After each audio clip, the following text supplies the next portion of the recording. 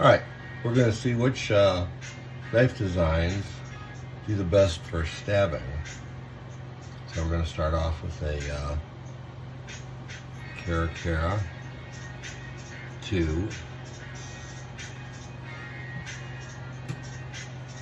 It's good, about halfway. Okay.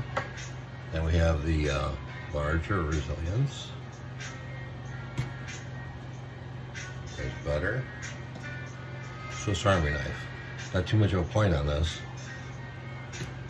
Oh, that did great. Surprisingly. Let's see how the Gurkha does. Gurkha doesn't do too much. It's pretty far out there still. So, surprising result is the Victorinox stabs pretty good, considering it doesn't really have much of a tip on it. That was quite a surprise.